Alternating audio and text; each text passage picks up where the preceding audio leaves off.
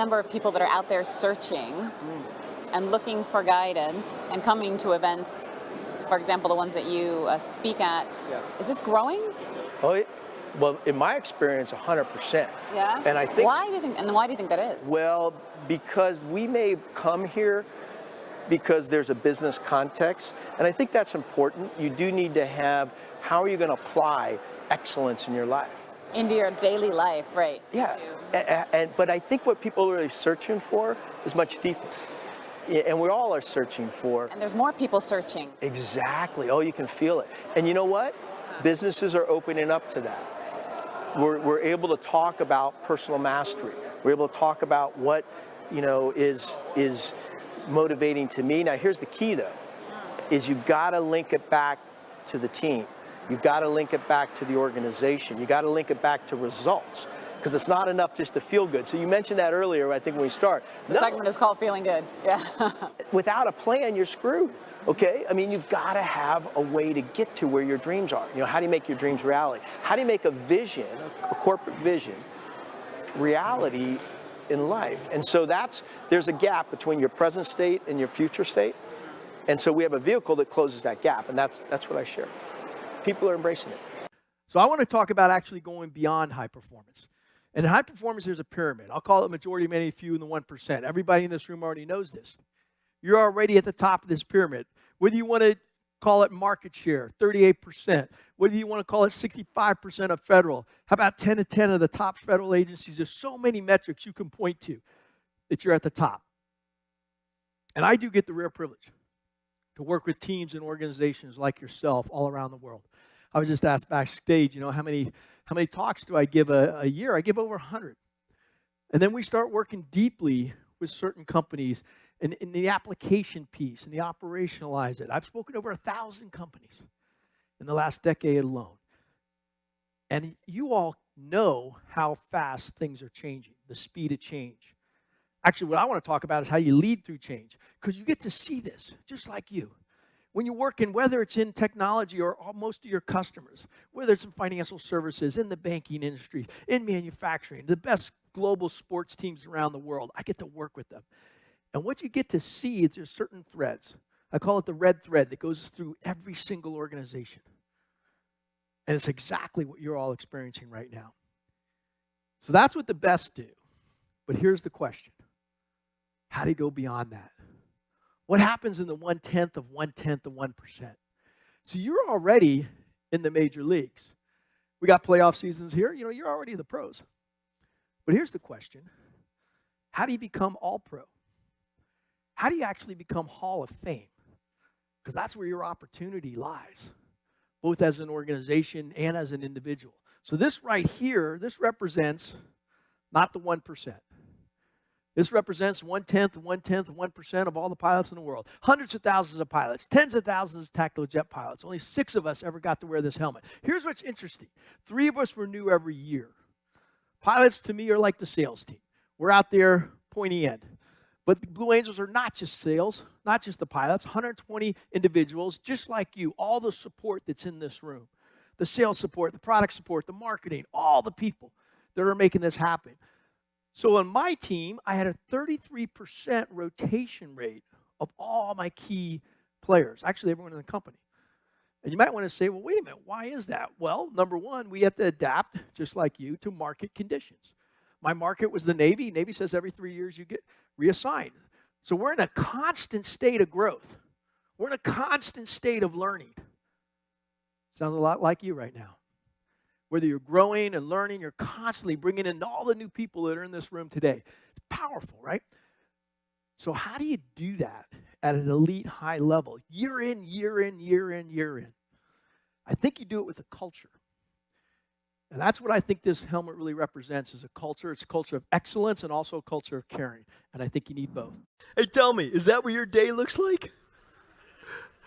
Actually, I bet it does in some ways. Stuff coming at you all different directions.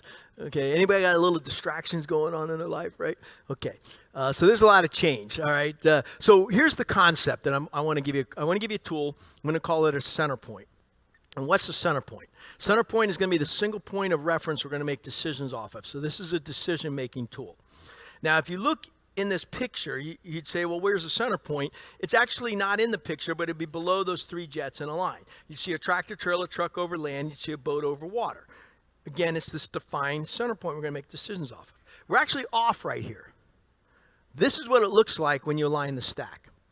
Okay, that only happens about once every 2 weeks. Why? Try coming at each other at 1,000 miles per hour closer. If you're 1 second off, you miss by 2 football fields. A little bit of precision, right? So when you think about all the things that you're trying to pull together in a day, communication, coordination, all right, same thing. Okay, same thing. So here's the tool that I would use with my next customer meeting. Heck, you can use it today in one of your side discussions. When you're discussing with somebody and you're trying to get alignment, ask them one simple question. Say, what's our center point? Or more importantly, what's your center point if it's a customer? If it's a partnership, say, what's our center point? All right, and then listen. See what they say. See, the power of the question is actually not the answer. The power of the question is, do you get the same answer? But there's other ways to create these contracts of high trust. I'll give you an example first, and then we'll talk about it. So we had a maneuver we called the knife edge pass. What's that? The maneuver is going to be these 2 jets are going to come at each other. So again, I'm building the model here, right? So that's the third one, is connecting through high trust contracts. But we got about 30 maneuvers in an air show. So just give you an idea of your day. You know how all the things you have to do. So one of them is what we call the knife edge pass. And this is where Thumper and I are going to come at each other at 1,000 miles per hour closer, cross within a wingspan. If we're 1 second off, we're going to miss by 2 football fields. So how do you execute at that level? Well, of course we had a plan. And of course we've had standards, but now you're airborne. So this is one maneuver where I'm 3 miles crowd left, Thumper's 3 miles crowd right. We're 6 miles apart, we're virtual. I've got my 4 other teammates 5 miles over here. Just like you, I'm coordinating, lots of different things going on. So I'm listening from my boss. As my boss says a certain word, I realize I've got 45 seconds to get my 2 jets over center point. I have to deconflict. I know it's going to take me 40. So I come up on the radio and I say, Thumper, are you ready to take a mark? The reason I ask him or her is I can't see them. So I got to make sure they're in position. So we had a contract, they could say no. If they were out of position, they could say no. 99 times out of 100, Thumper was there. But the one time he wasn't, I needed to know. So our contract was, okay, you're not in position, you got 5 seconds. 5 seconds, I'm going to ask you again. He was always ready the second time. I'd say, stand by, mark it. Boom, we hit our stopwatches. Next contract was 20 seconds. 20 seconds, I want you on your 3-mile checkpoint, on altitude, on airspeed, on time. Guess what? Player-coach agreement. I'll do the same thing. You can count on me. At 20 seconds, if he was on altitude, on airspeed, on time, guess what he told me? Nothing. You want to decrease your voicemails and emails? Put this into place. If you're where you're supposed to be, I don't need to hear from you. But if you're off, I need to know quickly. Why? So we can adjust. So anybody know what an F-18 looks like? Nose on, 2 miles out. It's a dot. This dot's getting bigger at the rate of a mile every 4.5 seconds. I remember looking out there sometimes. I see his nose cannon in. I'd go, dude, we got a problem. If there's going to be an impact point, it's not going to be pretty. And then I needed to trust my wingman to do what he or she said they're going to do. They needed to trust me. See, here is my verbal contract to Thumper. I'll be on the flight line. I won't be 5 foot left or 5 foot right. I'll be right on the flight line. I'll set the altitude. I'll make the timing correction. I'll give you the command to execute a full stick deflection roll. You, my teammate, have one job. Miss me. Biggest game of chicken you ever played. Wasn't a game and it wasn't chicken. So there's always this gap. So the real question is, how do you close the gap? And how do you close it quickly? So I want to share with you now is not only a process and a mindset, but a vehicle that will allow you to close performance gaps faster than anything else. That's a pretty bold statement. You might say, wait a minute, where's this come from, right? It actually comes from my post-Navy career. After the Blue Angels, I did some leadership roles, and then I wanted to reinvent myself. I think, all reinvent ourselves all the time. In fact, actually, you need to reinvent yourself every 7 years, and your body's already doing it. Every single cell in your body will be reinvented within 7 years, including your bones.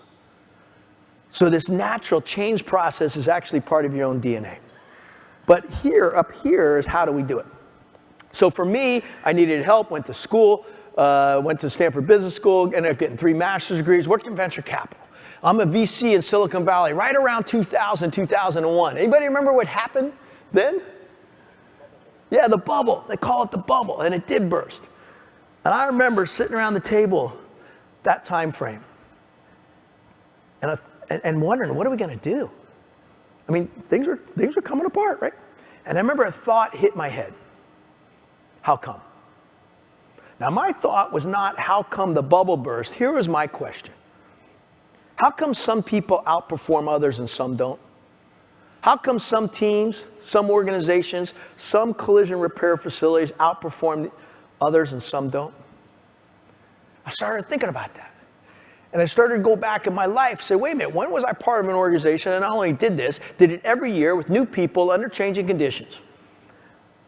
It was partly when I was a Blue Angel, but it was in many other organizations that I've learned from. And I realized, on the Blues, here's what we did. We had a product, we had a service, just like you do. I had to overlay those products and services on many different people. Of course, sometimes the weather's good, sometimes the weather's bad. I had to adapt to change, sometimes over water, sometimes over land. So you have to adapt and you have to lead, right? So I'm thinking about this and I'd say, wait a minute, I know how it worked there, but how can we make that work in the business world? Because not everything transfers directly. There's some real subtleties we need to know. And so fortunately for the last decade, over a decade, I've had the rare privilege to work with over 1,000 organizations. And some of them we actually go deeper in. It's only about 1 in 10 that actually can take this message and go deeper. But as we did that, or that choose to, because everybody can, but that choose to, and I started to see the red thread, that common thread that goes through all high performance. And I started to say, wow, what if we could capture this and take this to the world? And there is a process to it, and we'll go through the framework, but more importantly, there's a mindset. And that, I think, is the differentiator. And it's a mindset of gratitude. It's a mindset of gratefulness. It's what I call glad to be here mindset, and we'll see how that ties in. Because you need both, 2 sides to the same coin, operational excellence and a glad to be here mindset. You bridge those, you got real power. I like to wake up happy. Anybody in this room besides me like to wake up happy? Okay, so here's the question. Do you? After last night, by the way, I stopped by and saw that. It looked like a lot of you were having fun. But here's the question, okay? Do you wake up happy every single day? See, it turns out you can actually train the human brain to wake up happy. There's lots of techniques. All right, I'll give you one real quick. They've done a lot of studies. But it turns out the neuroplasticity of your brain, the number one quality of people who self-assess themselves as happy is gratitude. Turns out gratefulness is the number one quality. So when I learned that, studies, you can read all this stuff, I said, okay, well, I'm going to do what I call my glad to be here wake up. What's my glad to be here wake up? Every time I get up in the morning, very first thing I do is I say, what am I grateful for? Today was easy because I woke up, of course, in this beautiful hotel. My thought was you all. First thought hit me was you. I said, later on in the morning, I'm going to get the rare privilege to share some information with people and an organization that has the power to impact other people's lives. That's a privilege. Thank you for that. And then I started thinking about, well, okay, I'm healthy, I'm strong, I feel good today. I mean, here's the thing. It doesn't matter. Just go over in your mind very quickly, what are you grateful for? Then go back in your day. I go back 24 hours because I do this every single day. You can go back as far as you want. Initially, it's kind of fun to go back to the people who have made great impacts into your life. Your teachers, your trainers, your parents, people who have helped you, right? And you just remember that. Then you go forward in your day. This is real important in sales and leadership. Think about others, not just yourself. I do use my schedule, but I'm thinking about others and say, boy, I hope Shane's talk went great this morning. I hope Paul talks goes great this morning. They did. I thought this whole event is amazing, by the way. It's kind of cool, right? And you think about others, not just yourself. You do that. It takes about 40 to 65 times. We don't really know. You will cut grooves in the brain. Neuroplasticity of your brain will change. You'll have more conscious, happy thoughts. Don't believe me. Try it. See if it works for you.